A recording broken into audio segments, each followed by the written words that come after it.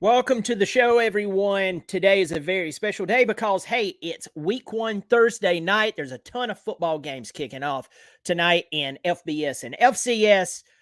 And today is the 1-year birthday of this channel. So thank you for joining me on the channel. I'm Brian Knight. I'm not Bobby Durkins, at least not here. Subscribe. No, if you haven't subscribed and you've been watching the channel, please subscribe, and it does help out the channel. Also, I don't know when this is going to go live, but you can now make super chats on here. So if you want to support the channel through super thanks, super chats, whatever they're calling it now, or I do have a membership to where you can actually join and just support the channel monthly. I do appreciate that as well. That should be up on the channel very soon. But that's not the reason you came here. You wanted to talk about college football. Got Parker Henderson in here, a big supporter of the show. He and his brother Chase are big supporters of the show, and I do appreciate it. What's up, my man? So tonight, the biggest game that anyone could really talk about it is the Florida Gators at Utah. Now, it came out yesterday that Cam Rising, the starting quarterback for Utah, is not playing.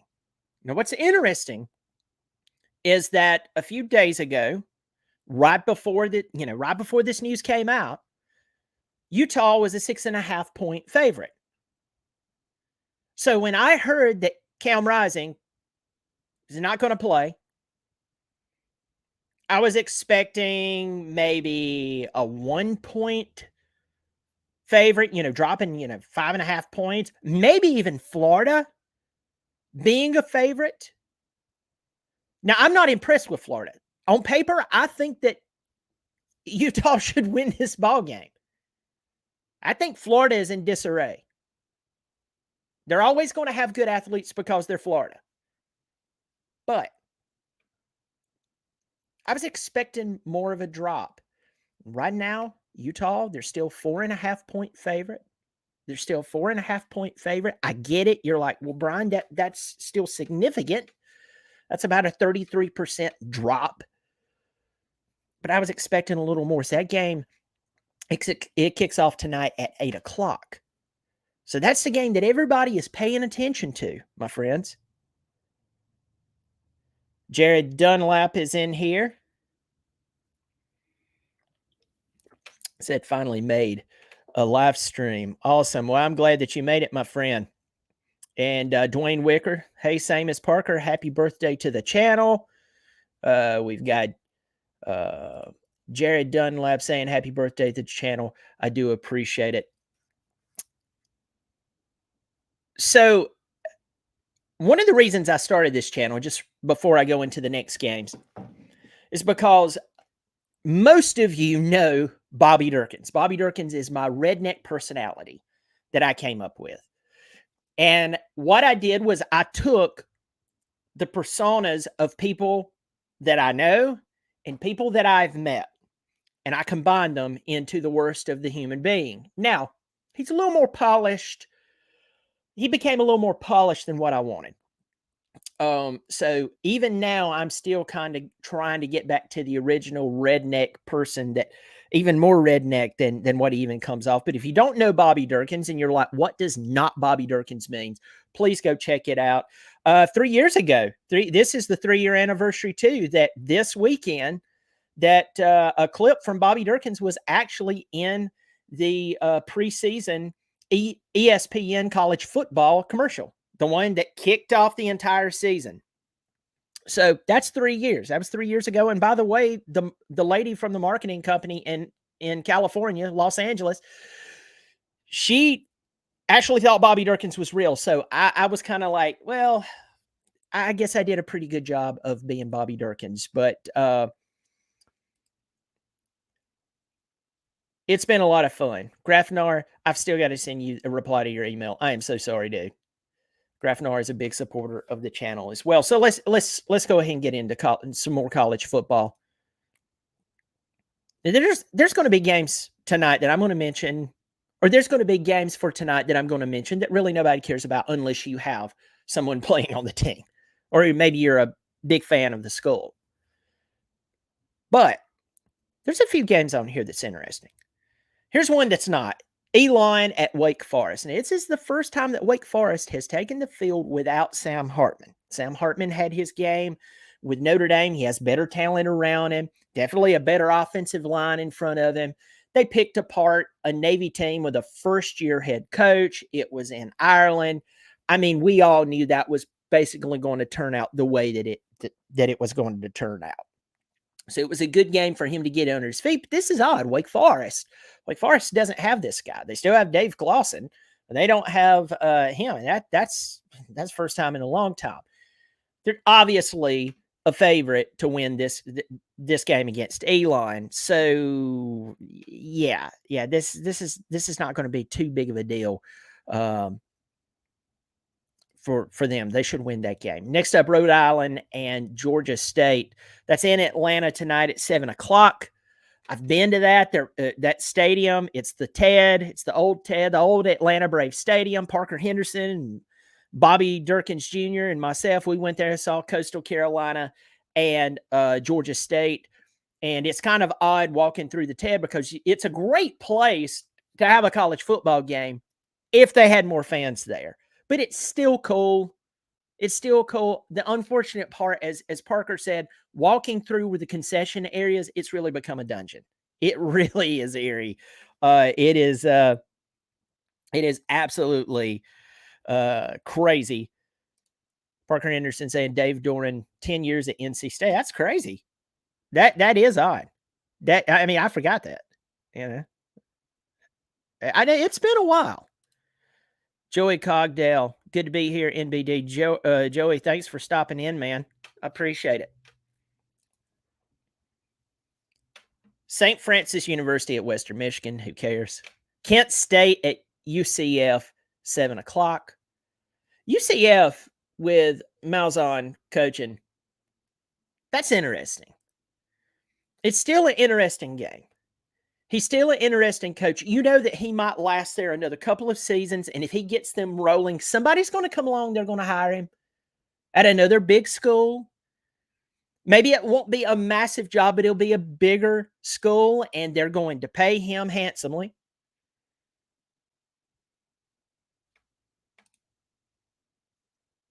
UCF is a 35.5-point favorite. Now, here's an interesting game. And by the way, I'm checking. I'm looking at the games at the FBS schedule. I actually posted it in the top of the live chat section. So if you want to use that, you just click on it. FBSschedules.com. Transparently, I am not an affiliate with FBSschedules.com. I just use it from time to time. It's not the prettiest schedule, but it's really easy to use and navigate. So this next game is really interesting to me. It's very, very interesting.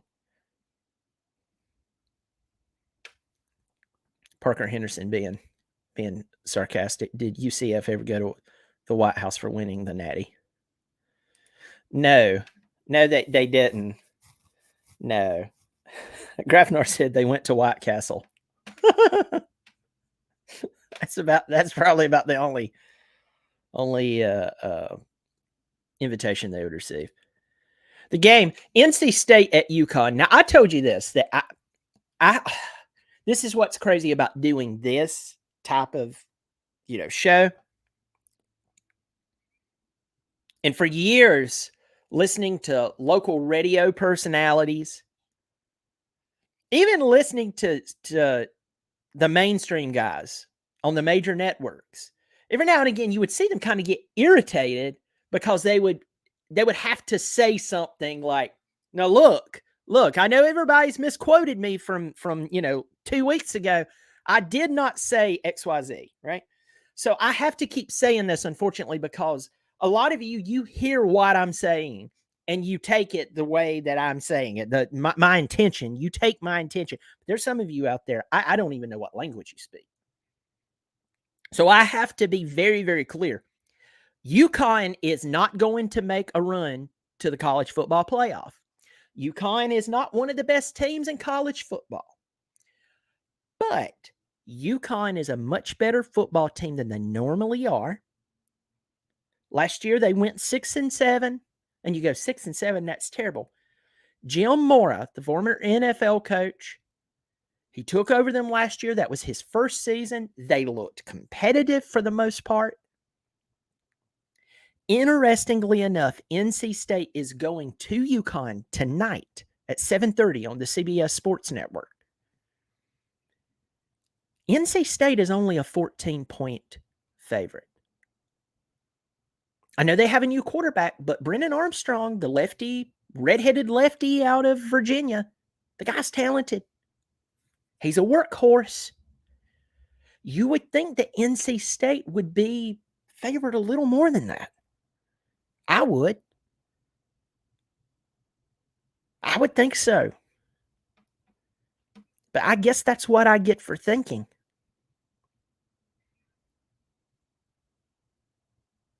I mean, it's crazy. Joey said he's Spartanburg born and bred Clemson Tiger. Hey, I'm not too far from Spartanburg. Not too far from Spartanburg. I'm glad you're on here. Jacob said nothing like the Berg. There's parts of the Berg that's nice. There's parts of the Berg you stay away from. But if you're a native, you know that. Dwayne Wicker said 6-7 is impressive at UConn. Yeah, you're right. Like different school, like Clemson going 10-3 like they did last year. Everybody else would have been thrilled with that. But when you consider talent, you consider poor hires. See, that's the difference between different football programs. I would expect a little higher margin, but NC State is a 14-point favorite. Now, here's an interesting one because Matt Rule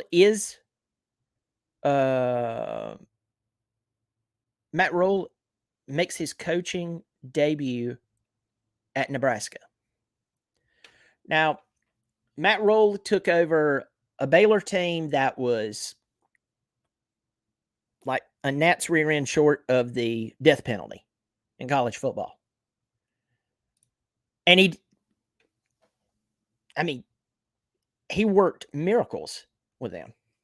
And then he made a big mistake. He made a very big mistake. He went to the NFL.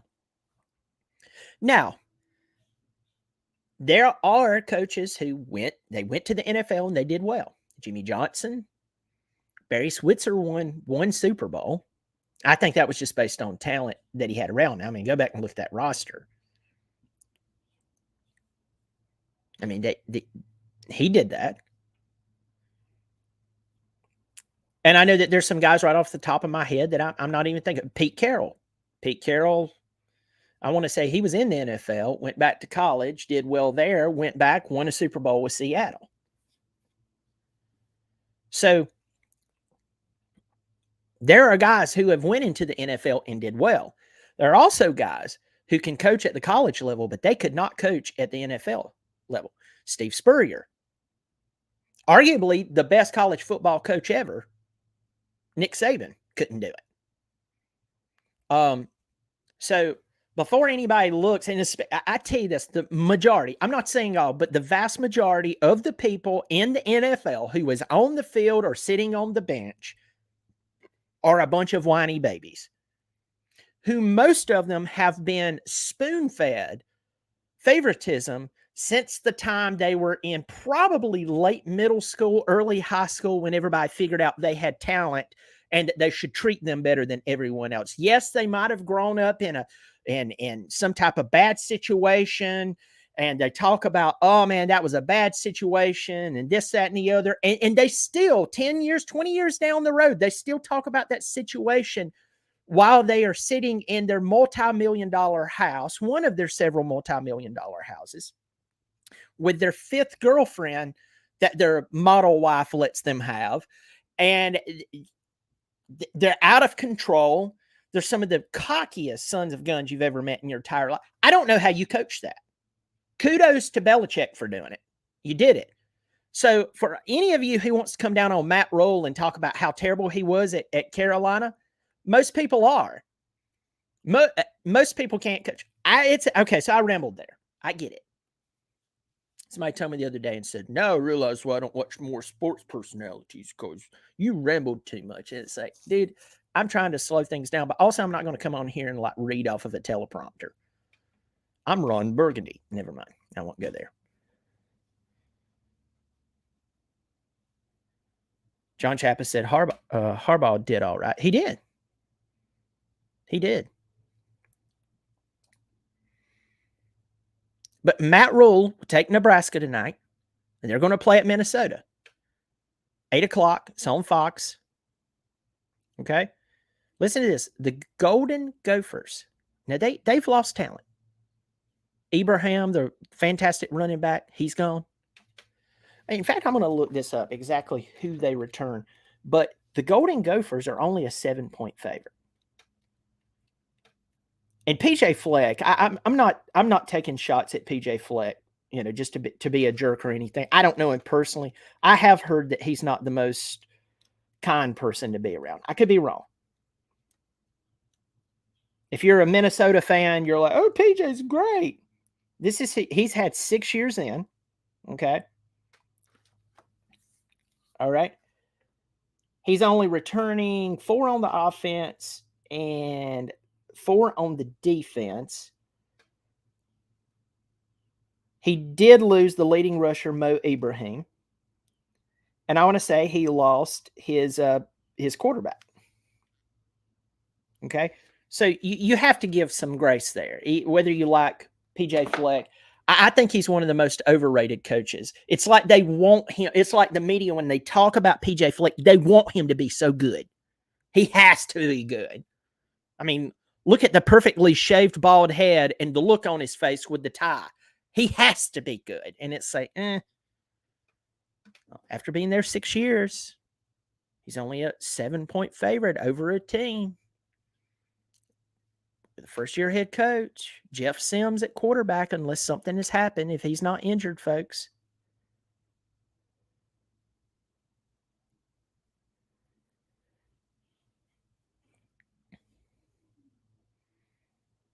Got some great comments on here. Fortunately, talent doesn't equal good attitude. Yeah, you're right. You do, you?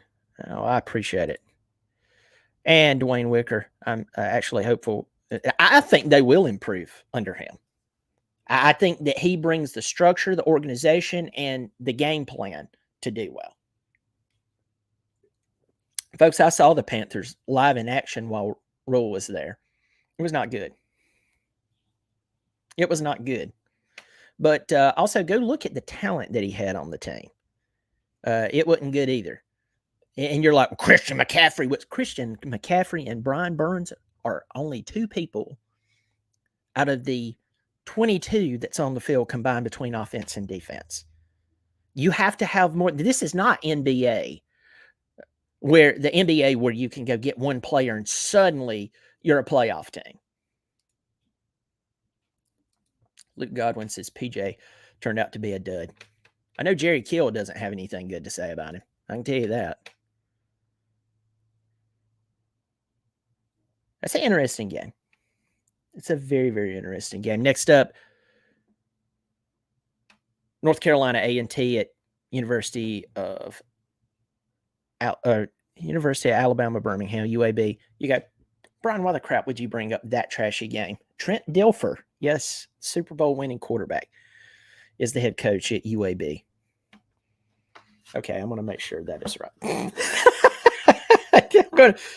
I misspoke the other day on something, and I have yet to live it down. Somebody just absolutely attempted to rip me a new one because I misspoke on something. But UAB, I'm quite sure that Trent Dilfer is the head coach there. But I'm going to check. I'm going to check because it's that important. Okay, really, it's not. Who cares about UAB? Unless you have a kid playing at UAB, you don't care about UAB. I can about guarantee you that. So, I am still looking, folks. This is terrible. Yes, I was right. Trent Dilfer is the head coach at UAB. Boom. That just happened live.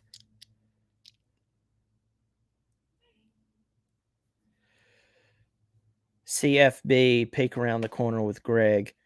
He said they've won 29 games in the last 3 full seasons, the best 3 seasons since 60. Yes, he's a good coach.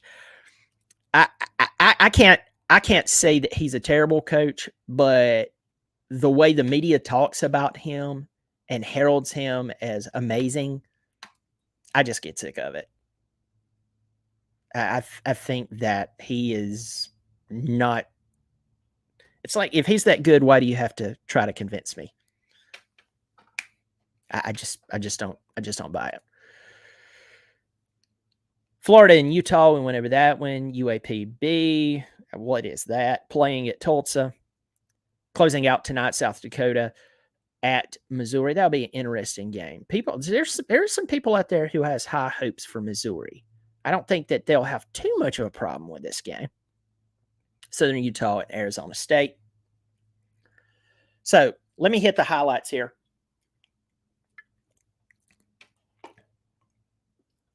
I believe that Utah still can win this game. I believe Utah can still win this game, but they are scared of Florida. I know that Kyle Whittingham had the big win many, many years ago over Alabama in the Sugar Bowl. That's great. That's fine. That's many, many years ago. Okay. There's a lot of teams since that time that have come and gone and returned. That's how long ago that was. That was a different Utah team. They seem to be scared of Florida. It's just a lot of teams that's not in the South get scared of teams that are in the South. Why? Because shockingly, a lot of teams just our average Southern team can actually leave the South, go play somewhere else, and beat a lot of another conference's really good football teams. Why? Because they're shocked at the power and the combination of speed. So you're not just finesse and fast. You actually combine power. You're not all power and no speed. A lot of times, especially as you get into better football teams, you're looking at power and speed combined, and it's going to be utilized. And I think that Utah, yes, they have some great players there, folks, but I just don't. This is a toss-up to me. With Rising not there, I say this could go any way. I'm going to lean towards Utah because it's at home. Florida, losing who they lost. I know they got Graham Mertz. He is a good quarterback. I know some people's like, what? That doesn't make sense. I mean, in Wisconsin's offense, that guy threw for what? Over 400 yards in that game where he blew up? And I know that's a while ago. That's a valid rebuttal. He does have the ability. He has better talent in certain areas around him. I just don't think he has coaching. I really don't. I'm talking about overall, the conglomerate on both sides of the ball.